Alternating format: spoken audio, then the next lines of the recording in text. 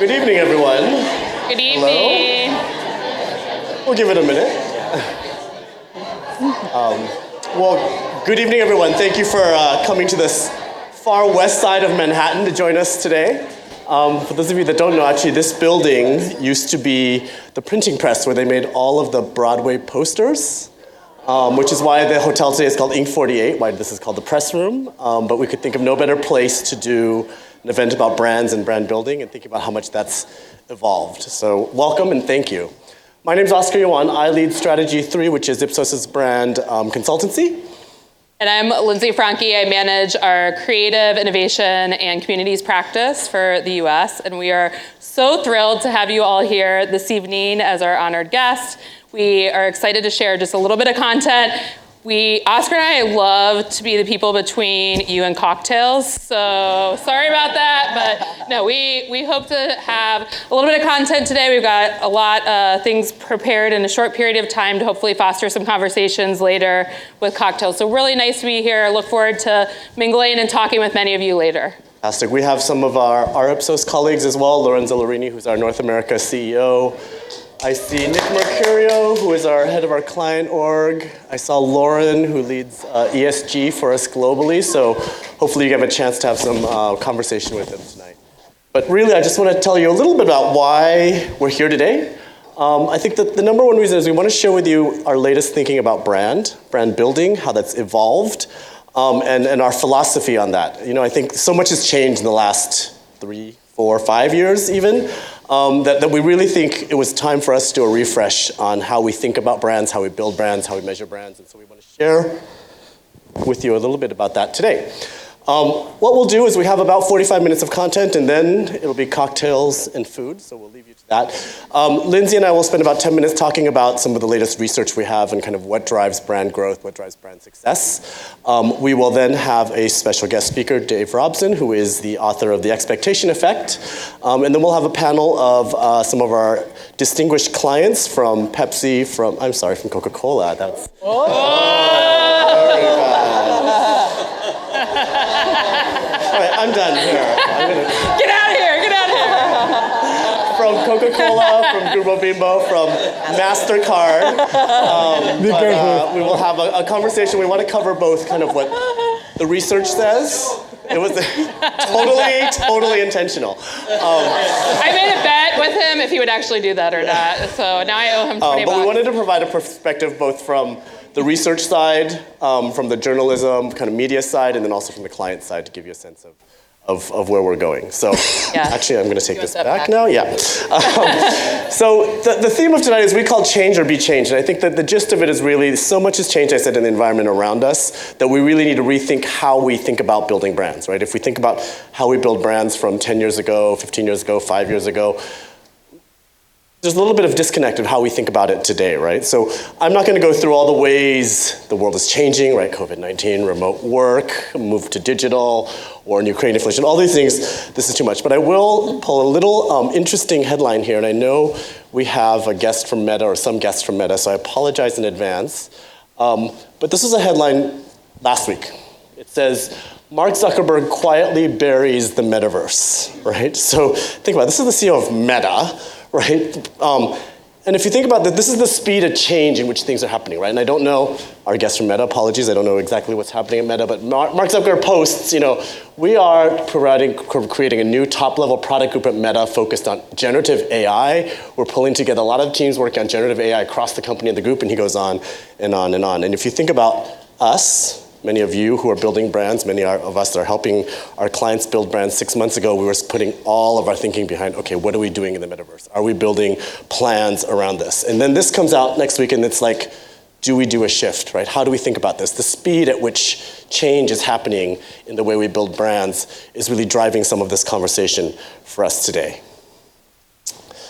I think, one of the things that we talked about that Oscar mentioned is just the acceleration and the need to pivot very quickly as we see technology changing and evolving really rapidly. So we have to kind of think about, we'll talk about our framework and how we're kind of evolving with that to help really drive brand growth. Yeah, and if you think about how we've been taught to build brands, right? We've been told, brands are measured through rational and emotional associations, and these associations form attributes, and these are attributes that we measure, and they're inputs into how we build a brand, and we have a pyramid, or we have a house, or we have a Greek pantheon, or whatever our model is, right?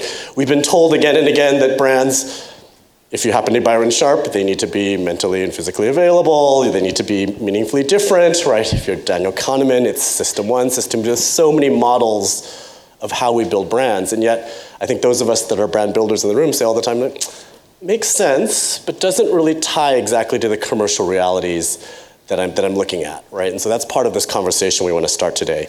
And so we've been told again and again, brands are dynamic, and in fact, it's the world around us that is dynamic, right? And in fact, I would argue, the way we build brands, the way we think about brands is actually somewhat static, right? I know those of you that are, here's the metrics we're looking at, here are the attributes we measure quarter on quarter on quarter.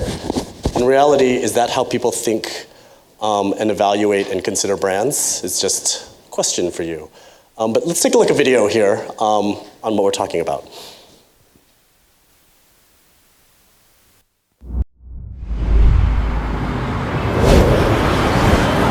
Brands are no longer in control. In a dynamic world, people are. But by actively shaping their expectations, brands can make powerful connections and bring more to people's lives. I like to think I am rational and objective, but in reality, my decisions are driven by My heart. Habits, emotions, my experiences.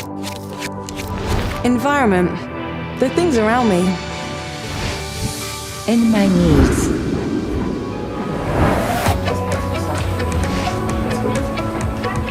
You want to grow your brand, generate experiences and engagement.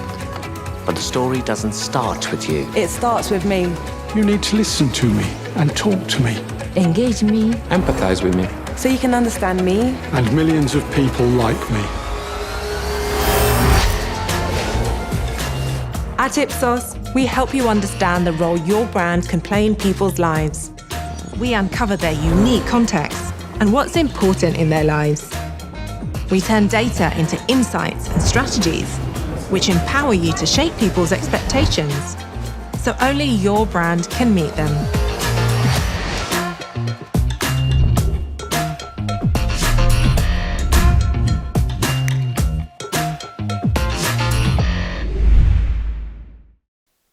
All right. So, one of the things that There we go. wanted to kind of talk about is how this kind of evolution of people being in control of the conversation plays a role into what we need to think about in terms of total human understanding. And our new brand success framework that we're going to talk about today and just give a kind of high-level overview of some of the different components and what we've found in some of our extensive research globally across many different categories to kind of understand these three kind of core elements around expectations, context, and empathy. And when we think about this, it's really about an additive value add framework that's going to help us really add an additional lens to kind of get in the minds of consumers, because there's so many more expectations from people today as we think about, I want you to relate to me as a consumer, as a citizen, as a professional, as a parent, as a patient, and really understanding and getting to the heart of what those consumer expectations are. So when we think about our research framework, just wanted to share a little bit about the research that we've done. We've done this across 7 different categories and 5 different countries, and see how all of these different components interplay together to really drive brand choice. And you'll see here there's different contribution levels. This obviously changes depending on category or country, and there's a lot of interconnection across these. But what we have found in our research is that the brands that score higher on these components together really drive a higher purchase share or category share or business performance. And we see this here with a couple categories. We also know that it's consistently proven across financial services. This is an example we have from UK banking example. And this just really underpins the importance of understanding consumers' expectations, the context in which they operate and choose brands, and how to engage with them in an empathetic way to really shape expectations. And so one of the things that we'll dive into just briefly on kind of each of those little things today, because it is Ipsos After Hours, and we want you guys to have time to network and enjoy the conversation together. But want to talk about expectation setting and shaping expectations, which we have David here who's going to come up and talk about this from kind of the academic world and what we think about and know from a human perspective. But when we think about it from a brand perspective, what we mean by shaping expectations is really about thinking of all the different facets that a consumer or individual can engage with your brand or company or service.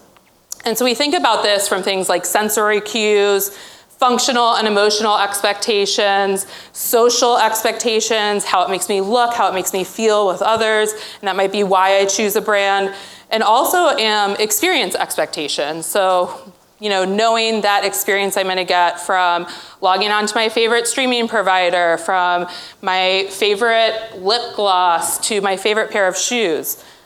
Or even my favorite credit card out of my wallet, which I do have one. So if you want to know, I'll tell you later, not on stage. And so when we think about shaping consumers' expectations and really understanding that, I wanted to kind of highlight what those experiences are. So we think about a really nice bottle of wine, high end, you get to hold it, feel the label, you have an expectation that comes with that price point that you're buying for that bottle of wine. It's much more different than if you were handed maybe a more expensive bottle of wine hidden in a kind of bag saying, hey, try this. You're gonna have a different expectation. So really that opportunity with brand building of shaping expectations for that experience in terms of all the different sensories, the feelings that you might get. The same reason that consumers might feel better by wearing a high-end label brand. They have an expectation of how it's gonna make them feel, how others are gonna see them. The same with carrying a certain device. And so when we think about what you're communicating and connecting with consumers to grow, it's really about the expectations are shaped by experiences and how you deliver those experiences and engage with consumers. But it doesn't stop there, it's also about context. Context. So, Lindsay talked a lot about how expectations are constantly shifting. The other thing that's constantly shifting is context, right? So Rajit from Coca-Cola, I always say, imagine, you have an image of two friends sharing a Coca-Cola in the park on a beautiful day, right? Great brand imagery, this is what your image of them. Imagine an empty bottle of Coke on a pristine beach when you're trying to go for a beautiful walk. Different perception of the same brand, the same imagery, very different contexts, right? So I think one of the ways we think about how we evaluate, consider brands is really around context. And in fact, the context influences the expectations that I have, right, for that brand. And I think that's what's really, really critical here is these are things, again, that are constantly shifting and changing. And so for us to really understand the context in which brands are operating is really, really critical. And context is complicated, right? There is macro context, right? So what are we thinking about the world around us? What are we thinking about in terms of sustainability, in terms of climate change? What does this brand stand for in the world, right? Then there's micro context. Who am I with? What am I doing? Am I at a bar? Am I at home? Is it hot? Is it cold? Right? All of those contextual clues actually change your perception of that brand, which makes it really, really interesting and challenging, right? So if you think about the traditional things that we measure, and we've done this research, so traditional things that we measure, the category benefits, that counts for half of people's choice, right? The other half is this new part, and this is why we're having this conversation today, are things that we haven't measured traditionally, or we haven't looked at traditionally. What are the contextual clues that are driving choice? And I'll give you an example here. So this was, as Lindsay said, we did a lot of research across different categories in different countries. We looked at streaming in France, right? So if you think about this, which streaming service do I choose? Well, it depends on the context, right? If I'm in France, and 56% of our brand choice is driven by the context. If I'm having an evening entertainment alone or with my partner, that's a Netflix moment, right? That said, if I'm doing something else, I'm doing chores, I'm having something run in the background, that's a YouTube moment, right? If I'm having friends over, if I'm having entertainment, evening, then suddenly Universal pops into the mix, right? So in fact, the contextual environment which you're looking at actually changes your consideration set for brands. And so for us to say that these are the brand attributes that we always measure, this is what we look at, these are the things that are important to us, actually gives us a little bit of a fallacy in kind of when we're evaluating what's really happening in the lives of consumers, right? So that's context. Yeah, and I think, it's important to understand this additional layer, but it's not just about kind of how we use these occasions to shape expectations of consumers and understand the context, but it's also about the empathy and the way in which we engage. And so I think, one of the things when we think about empathy and what we mean by empathy is really meeting people where they are in their lives and understanding the role you can play in a meaningful and unique way. So one of the examples I love here, and I wish I had a baby for like 1 minute on stage so I could demonstrate this, but just 1 minute, that's it, don't worry. Yeah, but one of the things, so an infant formula brand really operating in an empathetic way worked with their product team to develop a package that could be opened and a bottle could be made with one hand, right? So empathetic to the context in which the way parents are, holding a child, struggling, trying to do something. And so I think, when we talk about how brands can really showcase empathy and be that top choice, it's thinking about that context in which your consumers are operating and, willing to engage with your brands. And so, another thing is it's not just about how you deliver, how you engage with people, but it's also about how you communicate with them.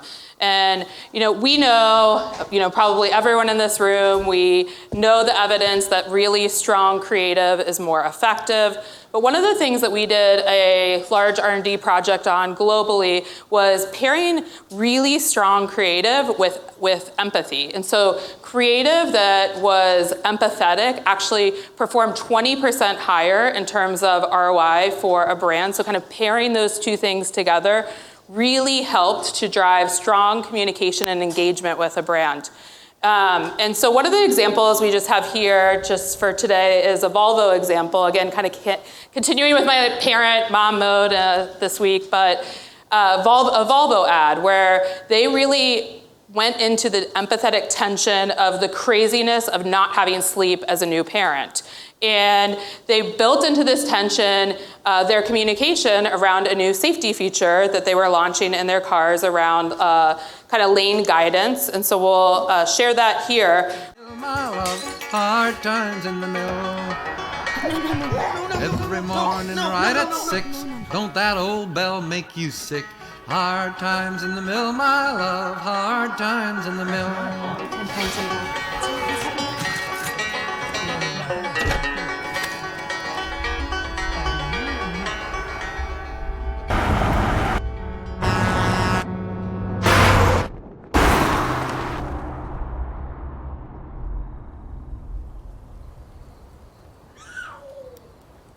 Every morning at 4:30. Yeah, and so, what that ad does is it really plays up, a fear when we were working with them on building the communication plan, is there's a parental fear about being tired and falling asleep at the wheel and being unsafe. And so that was something that they really dove into in terms of their communication about Volvo helping keep you safe and being kind of the conduit to that. So these are just a couple of examples of how we look at empathy and things to think about when you're really looking at getting closer to your consumer. So as I mentioned before, we wanted to kind of give a real quick high level. As I mentioned, we're here at Ipsos After Hours to use this as an opportunity to spark some conversation, network, meet with many different colleagues around the industry. This is just the beginning. We have a lot more detail behind this. We have a lot of things to share. We're going to hear a little bit from David and from our clients that are here to kind of talk about what we're seeing and how we should be thinking about this. So with that, I am going to introduce David. So for those of you who don't know David, he's an award-winning science writer that specializes in the extremes of the human brain. So really exciting. And he graduated from Cambridge University. He worked as a features editor for New Science. And before that, before moving to BBC Future, where he was a senior journalist for 5 years, he has also appeared in The Guardian, The Atlantic, Men's Health, and many other outlets, so he's very well renowned. We're very lucky to have him here with us today to be sharing a little bit about his book, The Expectation Effect. And so when we're talking about as brands shaping expectations, David's gonna give us a little bit more detail into how we can think about that and some of the science behind it. So we're excited to welcome you up here, David, and share a little bit with the team. So thank you. So my book really looked at this from a very scientific perspective, and it was really focused on how our mindsets, how our expectations that we carry with us, all of these preconceptions, can shape our health and well-being. But I was so excited when Ipsos contacted me because actually our expectations are really shaping our experiences of different products and services. And I don't just mean at the point of sale, but actually, you know, the whole experience after that, you know, how effective those products and services are for the consumer. And I'm talking not just about subjective changes here, but objective changes, you know, they're very measurable. You know, the fact is that all of our experiences, whether we're aware of it or not, are shaped by our expectations. And just to take one example of that, the cocktails that you were drinking, how that affects your mood, how that affects things like your focus and concentration, whether you become more sociable, whether you become a bit more aggressive, that actually depends, you know, so much on your expectations rather than the chemical effects of the alcohol. In fact, some studies have shown that you can give people mocktails and tell them that they're high alcohol, and you know, people will start to act as if they're drunk, and vice versa. You can give them cocktails and tell them they're low alcohol, and the effects will be less. So it's really quite profound. And so where does this come from? Well, there's this new theory in neuroscience. It's very fashionable, that sees the brain as a prediction machine. And what we mean by that is that it's constantly creating simulations of the world around us. And it's using those simulations to shape our perception. It actually changes the way we process sensory data, which is how, you know, when you have that expensive bottle of wine, it's actually changing the way your brain processes the taste and flavour, you know, that information coming from your tongue. But at the same time, it can also shape the body, because these simulations are preparing the body for the kind of events that it's going to face, whether that's a challenge, whether that's a threat, whether that's some kind of enjoyment. You know, it's preparing the body by changing all of these physiological factors like heart rate, the digestive system, the balance of hormones. Now, we know this primarily from studies of placebos, and we know that placebos can actually do more than just kind of lift your mood if you're feeling sick. You know, they're actually sometimes working biologically to make you better. The famous example, and the one that's been most studied, is looking at placebo painkillers. When you have a painkiller, when you have a sham treatment that you believe is a painkiller, that's actually triggering the brain to release its own endogenous painkillers. Chemicals like opioids, for example. About half of the pain relief you get from a real drug, in fact, is from the placebo effect. And we know that branding matters there. If you have a painkiller from a prestigious brand, you're going to have, that's had a lot of good marketing behind it and it's trusted by the consumer, you're going to have more pain relief, even if it contains exactly the same amount of the active ingredient. But recent research has shown that the expectation effect can do so much more than just the placebo effect in medicine. So the expectation effect can create self-fulfilling prophecies, you know, for all kinds of devices that we might be using or, you know, consumer products. One example is sunglasses. Dan O'Reilly, working in Israel, gave all of his participants exactly the same pair of sunglasses. But for some, he told them it was a high-end brand, Ray-Ban. And for the others, he told them it was a kind of high street kind of brand that was less prestigious. And he then gave them a visual test to try. So they had to read out 84 words from a really bright screen with lots of glare. And what he found was that when the participants believed they had the high brand sunglasses, they actually worked better at removing the glare. So those participants made half as many mistakes and finished the task in 60% of the time. Now, Dan O'Reilly found exactly the same when he was looking at noise-cancelling earmuffs. He put these participants, in situations with loud construction noise and then played them conversations and asked them to decipher what was being said. And the branding of the earmuffs, whether they were from a high-end brand or a low-end brand, determined how well they could hear those sounds. It was actually changing the effectiveness of those earmuffs. Now, we can see direct physiological effects of marketing, particularly in food marketing. So, in this experiment, researchers at Stanford University showed that the way a food is labelled can determine the release of the hormone ghrelin, the hunger hormone, which stimulates appetite. And what happens when you normally eat like a good, satisfying meal is that ghrelin peaks just before you eat because it's telling you, eat up this delicious food, and then it drops dramatically. And that's because, you feel satisfied and your body's telling you don't need to go out and hunt for more food. You can rest and relax. You've got all of the energy that you need. Now, in this experiment, the researchers gave the participants the same milkshake on 2 separate occasions. On one occasion, it was labelled with the label on the left, where it was painted as this delicious, decadent treat. It was really something to savour. It was going to give them a huge amount of satisfaction. On the other occasion, they looked at the label on the right, which shows, something quite insipid. It was painted as this kind of boring health shake that might be good for you, but it's not necessarily very enjoyable. What the researchers saw was that with the first labelling, that indulgent, delicious treat, the ghrelin levels actually changed exactly as you would expect after eating a really hearty meal. It rose and then dropped dramatically.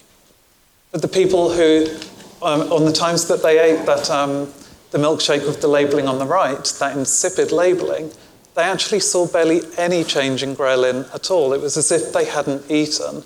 Their body just was responding as if they hadn't consumed those calories. And so that was going to affect their behaviour later on. It was going to mean that they would have greater hunger pangs, they would feel less satisfied, they would go and snack. It wouldn't be doing its job if that was a health snack that was designed for dieters. Now, the truth is, I could just go on and on and on with this, but I've only got a couple of minutes left. But the research shows that our expectations can shape our physiological reactions to exercise, which would matter for sports brands, with the equipment or the sports aids that they're producing. We know that our expectations can shape the effects of those brain training apps that are meant to help people to build their intelligence. When the branding is effective at raising expectations that this is going to be good for the people's brains, it actually improves their learning and memory and concentration. Conversely, we know that some messaging can be misguided. So there's some adverts that present older people according to these typical age stereotypes, and that then actually creates self-fulfilling prophecies for people of that demographic. They actually start to act as if they, as if they are losing their memories and losing the capacity to focus. So these are just a few of the examples, but I think what that last example really tells us is that we also do need to combine those other 2 factors that's part of Ipsos's new philosophy. We need empathy with the people who are receiving our messages, and we need to recognise context. What you tell people in one country will be interpreted very differently compared to people in another country because of all of the cultural norms, and we need to be aware of that when we're designing those messages. I hope that's given you a nice taster of this subject. I've signed a shed load of books, so I hope that you can investigate it more later on. And also feel free to come to me and chat afterwards, and I'd be happy to explain more about this research. Thank you. Thank you. Thank you, David. And we can pick up one of those shitload of books over at So great to hear that academically, from a research perspective, this is also supported. I think it's really interesting to hear that, how we think about building brands, which actually is quite linear in how we've always thought about brands. It's actually not so straightforward a path. So what I would love to do next is actually invite 3 of our guests up who actually do this on a day-to-day basis. I will introduce our panel here with Luis Enrique Gonzalez, who is the Marketing Knowledge Director for Grupo Bimbo, which owns brands beloved like Hostess, like Entenmann's, like Sara Lee, like Takis, which is new. Rajit Chakravarti from the Coca-Cola Company, the Senior Director of Brand Equity, and then Amanda Fraga, who is with us from MasterCard today. So, thank you. Thanks for supporting. So, I just want to have a conversation with you, since I know all of you are working through all of this on your own. Tell me about how brand building has changed in each of your own categories in the last 5-10 years. And maybe, Luis Enrique, maybe we start with you. How has brand building changed in your category and in the last? It's changing a lot. And I would like to take just a few minutes about what Grupo Bimbo is. Yeah. Grupo Bimbo is the leader in the bakery industry in the world. We are the largest manufacturer in the bread category, and we have 77 years since Grupo Bimbo was created in Mexico, founded in Mexico City. And during the time, the brand building has been important, but maybe we were dominated by the operational side. And maybe 4 or 5 years ago, our CEO said that his deepest worry was to lose the relevance among consumers. And it put a lot of challenge in my shoulders and in my colleagues within the marketing area, because how we can measure or how we can track the relevance of our brands. And it makes a change.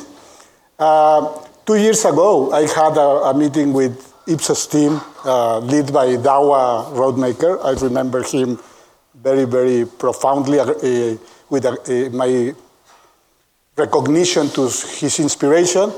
And we don't find too many differences in the things that we are already doing with the framework that you are already sharing, because we are testing that. But it's very important for us to recognize how we are addressing the consumer demands after COVID. And this is part of the most important thing. I think that is related with the context. And we are acting actively in the sustainability, for example. We are acting in the expectations, because the expectation in a CPG comes from the product by itself.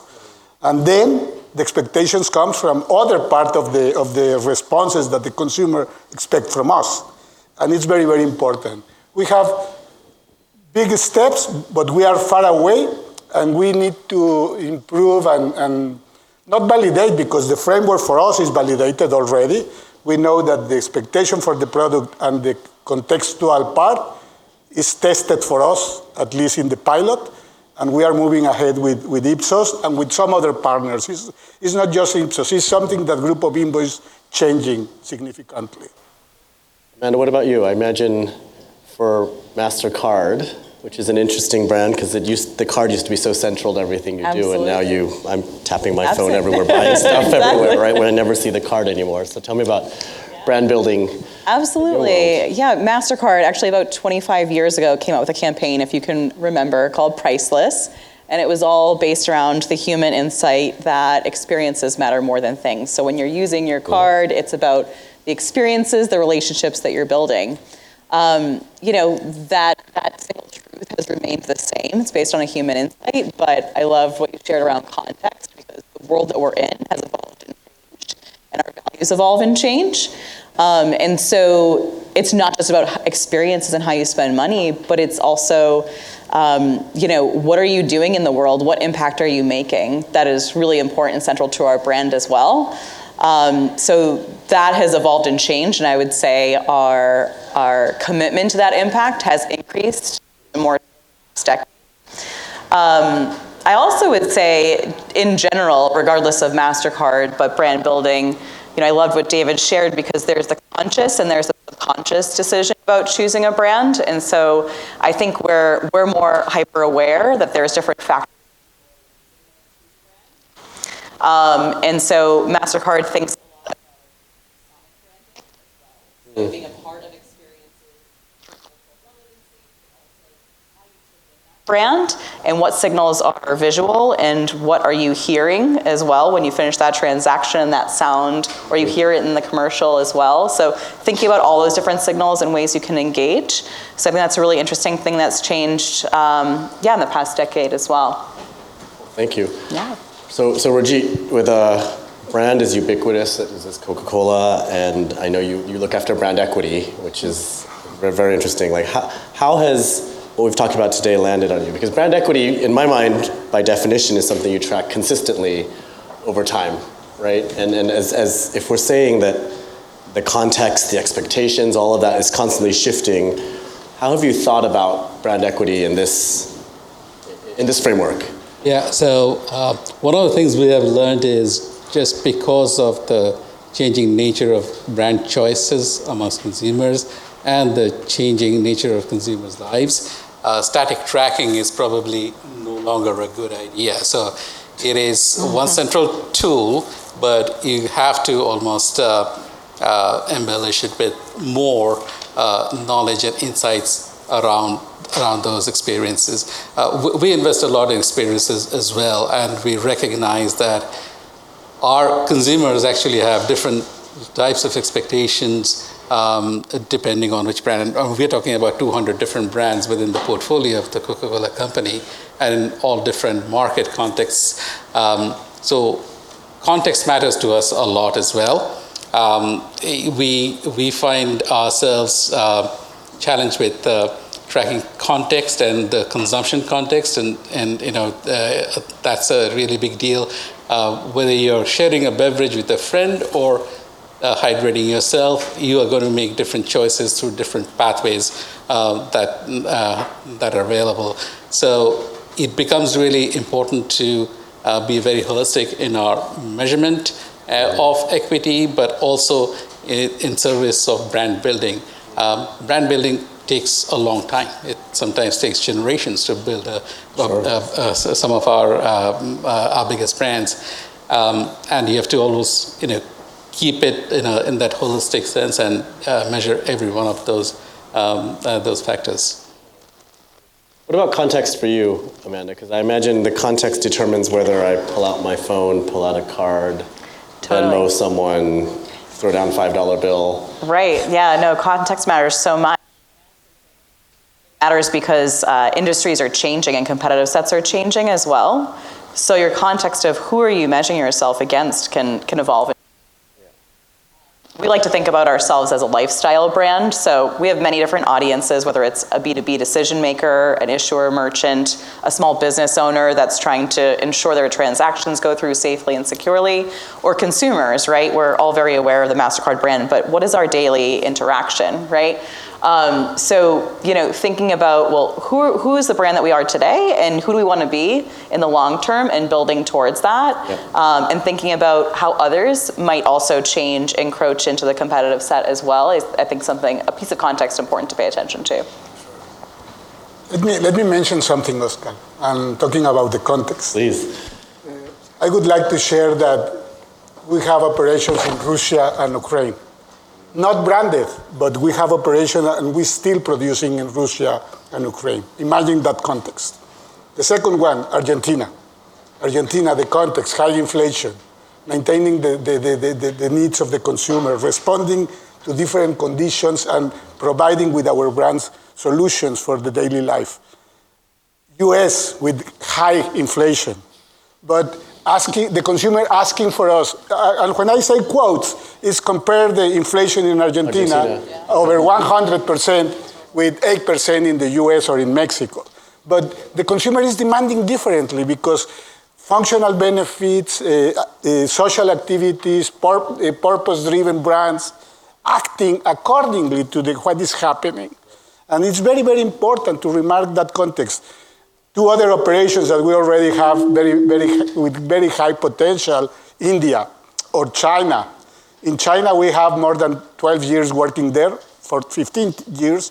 In India, we are expanding our operations, but the context and the opportunities that we have and the brand landing, Bimbo is already launching Bimbo brand in addition to Harvest Gold, local brand, and we were discussing the other day about the importance of the local brands, but having the balance, as Rajit said. Maybe Coca-Cola, and I know Coca-Cola because I worked 24 years for Coca-Cola. I know the Coca-Cola omnipresence. But Rajit, I have a news for you. In Mexico, Bimbo is ahead of Coca-Cola in household penetration. And it's very important to understand that context and that expectation of the consumer. And empathy, from the framework, for us is something that we need to check in the communications, in the actions, in the responses to the consumer, and then have the perfect storm to validate our strength. And just something that I forgot to mention, our brands in the US, maybe you hear Grupo Bimbo and you said, what is Grupo Bimbo? We have Entenmann's, Thomas, Sara Lee. All of those three brands are over 1 billion retail sales in the US. Very, very important, but the challenge is we have a competitor offering supposedly the same, but the differentiation, the equity, the responses that we give to the consumer. If those brands are not enough, let me use another example, Ballpark. If you go to the stadium, the hot dog that you are eating at the stadium is from our buns, Ballpark. The importance of the brand and the equity and the responses that we provide to the consumer are crucial. Rajit, I want to come back to something you said that caused a little bit of a gasp in the audience, where you said static brand tracking is not relevant? Is that what you said, or not? Well, not sufficient. That's sufficient. That's better than relevant. How do you think, and how do, and this is a good conversation for us over cocktails, those of us that do brand tracking, right? How do you think that needs to evolve given kind of this conversation we're having, and where is that going?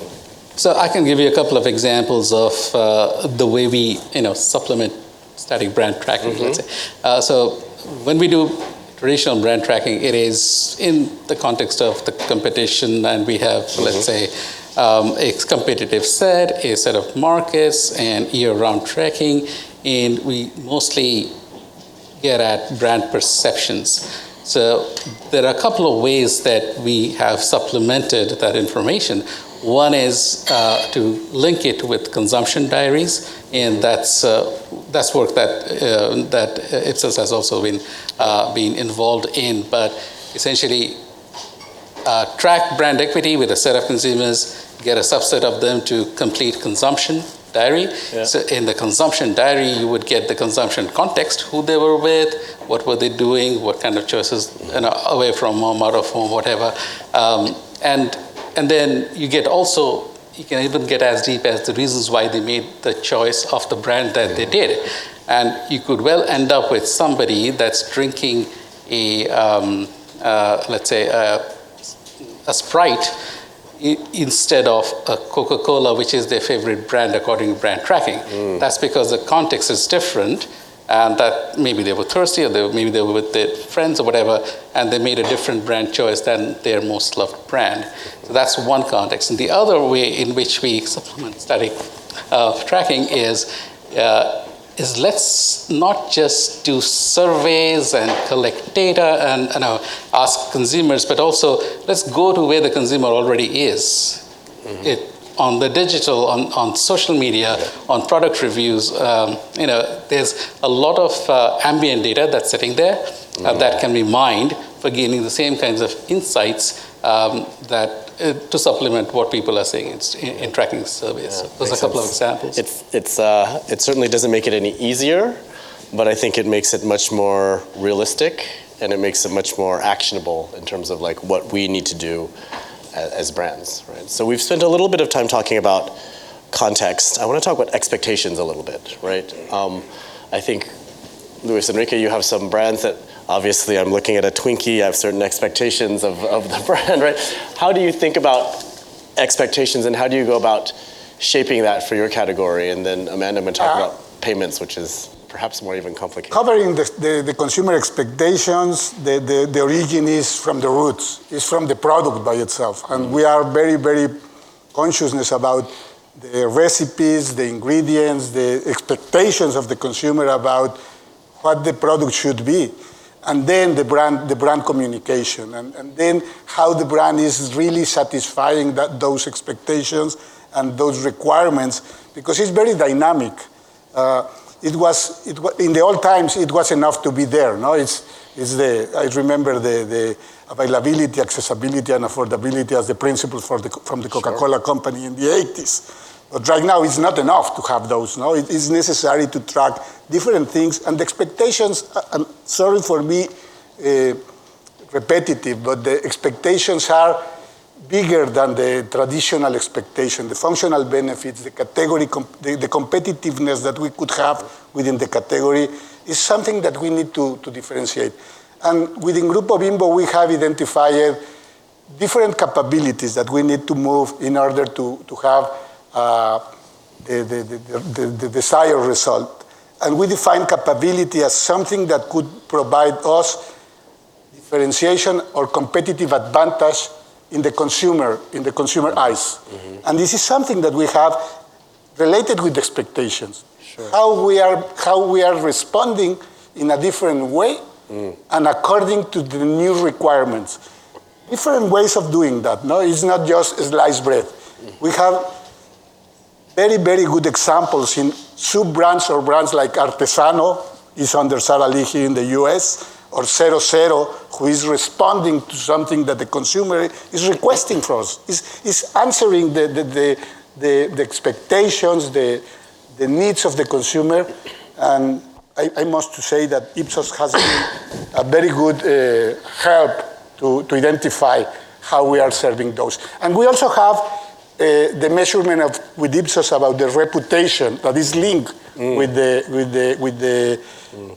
how the consumer thinks about us. No, in comparison with the other CPGs, CPGs is a different animal in terms of evaluation. No, the CPG's business is very dynamic and very demanding, very aggressive in terms of the speed of the response of the consumer. Yeah. Loyalty is totally different, the definition of loyalty right now and in the past. Yeah. And then, so I was going to come to you, Amanda. How does a payments category think about expectations, right? I expect that it works. Right, I know, I was going to say. It goes through. I expect I'm going to get the bill. I was going to say, when we talk about Coca-Cola or Entenmann's, like, that is such a conscious treat. Like, I'm in a great moment when I'm enjoying those things. But for a payments network, your expectation is that everything works and it's almost invisible, right? Like, your transaction went through, the business that you're paying at, they've got their money, and no bill. Cyber attacks, like, life is good, right? So there's a much bigger role to play there to educate consumers around the role that you're playing. I think expectations are different as well, because obviously we're serving such a wide swath of consumers. And so we spend a lot of energy getting to know everyone's situation and thinking about how we can help people in different situations, right?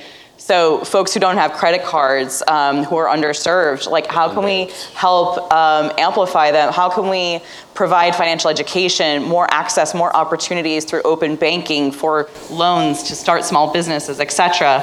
That's very different expectations than someone who's using their reward points in their card to pay for an entire vacation. So it's really important for us to think about how are all these different groups behaving, but also how can we help empower them, and how can we make sure they realize, like, the trusted relationship that we can provide given their different situations. So I think it's kind of a mix between the empathy that you had as well. Yeah. It's interesting that what we're responsible for is not simply the transaction or the product in this case, but it's all the things around it. Exactly. And our responsibility to the consumer, to the society, to the world. Yep, which absolutely. is great. So last one, I just want to touch briefly on empathy. Lindsay, I loved your example of the baby formula company where they created products so the mother could create a bottle with one hand. Tell me what Coca-Cola is doing in terms of empathy, and if there's any interesting, cool stories you have to tell.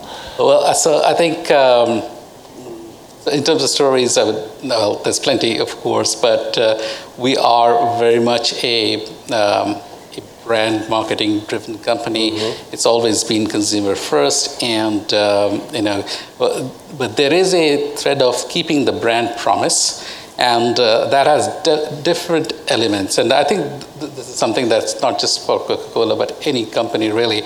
There's a promise that you make to the consumer, and then you deliver on that promise by delivering either good product or great service, or a great transaction experience, I guess. All of those things line up. But in terms of empathy, I think one of the things that's very high on our agenda is that our product is also associated with, responsible water management, recycling. Is it good for the planet? I think next to the oil companies, we are the biggest,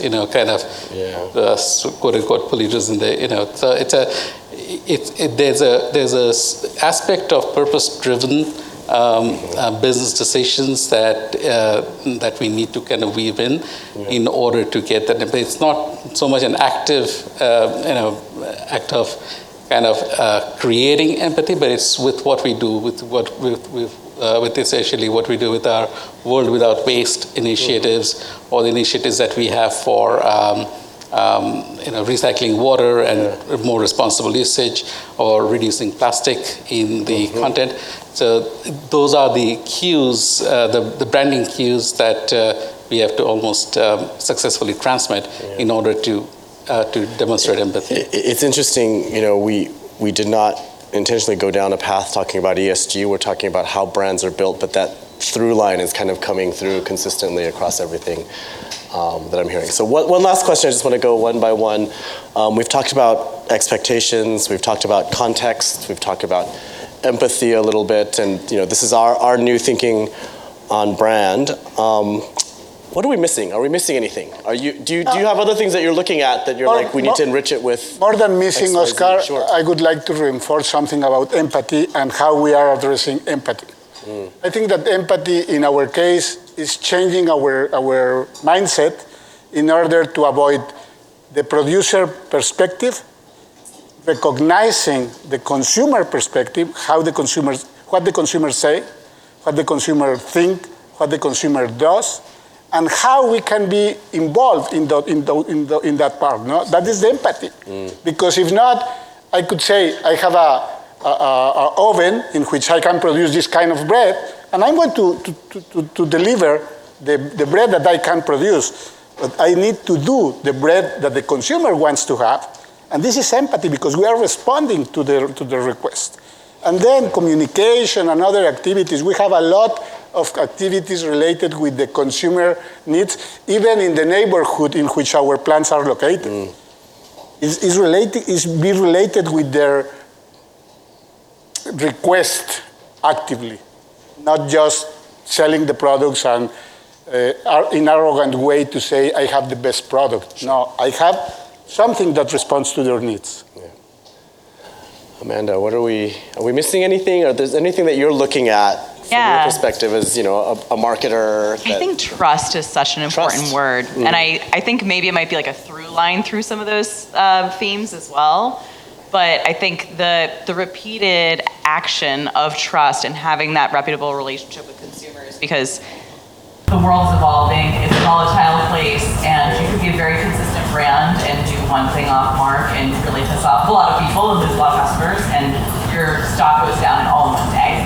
And so I think trust is super important, and that shows character and consistency over time, and building that relationship with consumers. But I think it's like a through line through those things for sure. Yeah. What else is on your mind if we missed anything in this conversation? No, I think it's. I didn't mention this earlier, but the whole aspect of brand promise and be, cognizant that consumers expect certain things from us. We are expected to respond with empathy and do that in the right context. That kind of brings us all together. I think it's a great way of looking at a set of is always in place. Good job. Thank you, Luis Enrique. Thank you, Amanda. Thank you, Reggie, for your time today. It's been great to hear a perspective from practitioners who are dealing with this every day. So, thank you. Thank you.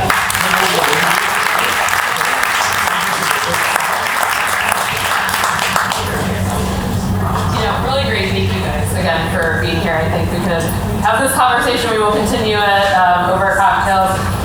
One of the things we think about was kind of in closing today, I loved a lot of the things you said about thinking about the need for constant innovation to really meet consumers' needs so that we remain relevant with all of the changing contexts. And that, again, like Oscar and I mentioned earlier, this is just kind of the start of the conversation to have this as a different lens and kind of layer for us to really understand what people need so that we can become even more relevant and help continue to fuel brand growth, corporate growth, and whether it's from products or services or different offerings that we can really look at and get under those consumer needs because they do evolve and they change and context is really influencing that. So certainly it will continue to drive and evolve. We look forward to sharing more. We thank you all for being here with us today and hope that you'll use this time to kind of have a conversation starter, network, and hope to continue the conversation with you guys and look forward to hearing your feedback. Thank you for being here, and we'll be around to have any more further conversation. So thank you.